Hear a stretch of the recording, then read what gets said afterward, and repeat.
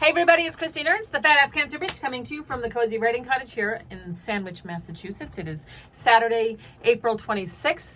A glorious rainy day. It is raining buckets out there right now after such a beautiful week that we had. I do love a rainy day. When I was a kid, I had an overwhelming fear of the fire drill at school. And I would, in the second grade, I basically had a nervous breakdown and I would track them with my own version of an Excel spreadsheet at the age of 7. And I learned that they would never have a fire drill on a rainy day. So rainy days for me are deeply comforting. They're safe days. I know that's a weird story, but sad but true. Anyways, I was sick this week. Maybe you were too. A lot of people I know were sick. Some bad bug was going around. I had a deep exhaustion, a cough, headache, scratchy throat. Now, I usually power through whatever ails me, and frankly, I have no idea how I actually feel as a matter of course. Like, am I sick? I don't know. Am I tired? Wait, am I hungry? Maybe I'm angry, frustrated, giddy, annoyed. Maybe I'm enraged, petulant, underwhelmed, gassy. Maybe I'm dehydrated, resentful, grieving, worried. It almost doesn't matter because the answer is always, I'm fine, or I'm good. Sometimes I'm great. Like taking time off to tend to self almost never happens. And a double espresso and a couple Tylenol and some brisk house cleaning usually sets me to rights. But how often have I longed to have pneumonia again like I did in 2014 so that I can stay in bed and binge something, sleep during the day. I have to be so sick that I can't possibly talk myself, psych myself, shame myself out of it. Like I don't deserve to feel healthy and rested and unsick. So on Monday I woke up and I thought it was just regular old allergies. The morning cough, the puffy eyes, the headache, fucking pollen, fucking flowers, fucking blooming redbud in my front yard, fucking glorious transcendent spring replete with birdsong and sunshine. This should have tipped me off. Normally, I greet the day with a little awe that I am alive, that the pine tree outside my bedroom window is so beautiful, that the birds can make those sounds. I didn't even look out the window, and I trudged into the day in a vile mood. This should have been a big red flag. So no surprise, by the afternoon on Monday, I felt so crappy that I just needed to be home in my bed, where I had to stay right through all of Tuesday into Wednesday morning when I didn't feel much better, but I needed to move my body. Bed rot is so a thing. So I put on a lot of under eye concealer and some mascara and moved my body to work, where it, surprise, surprise, conked out again in the afternoon. No wonder.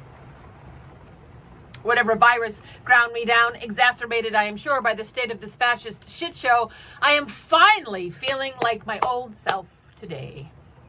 Old self is indeed the term. Old self, good old self, whatever that is.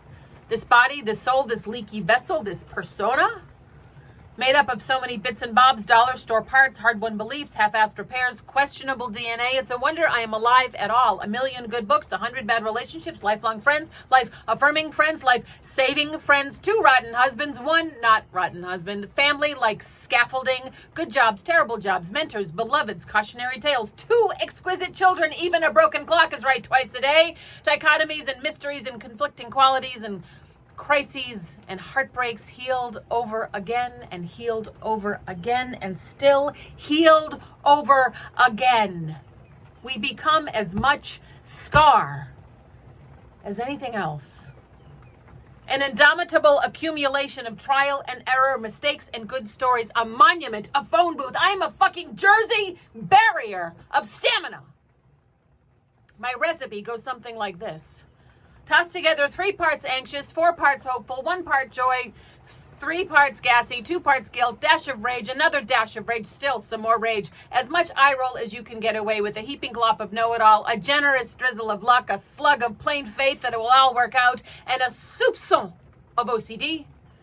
Mix well and knead vigorously with equal parts sarcasm, ennui, caffeine, wonder, and salt. Keep on a low simmer. Do not let it boil. Stirring often for almost 59 years and serve with a fine kombucha or a tall glass of tab. I am a messy, bubbly, crispy, tender, burned at the edges, delicious casserole with a good crust and a frankly delectable filling.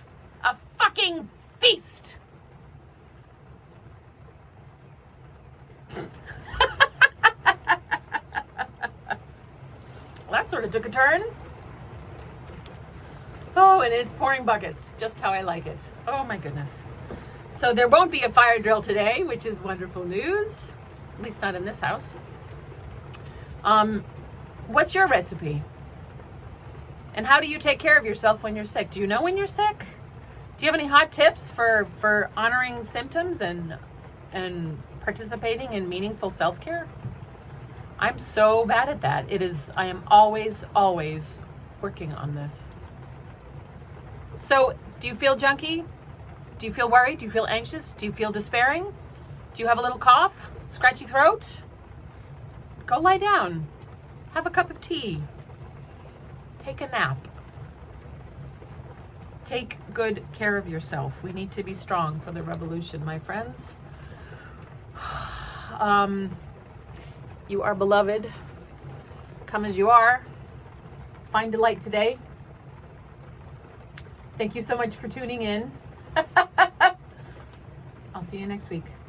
Bye.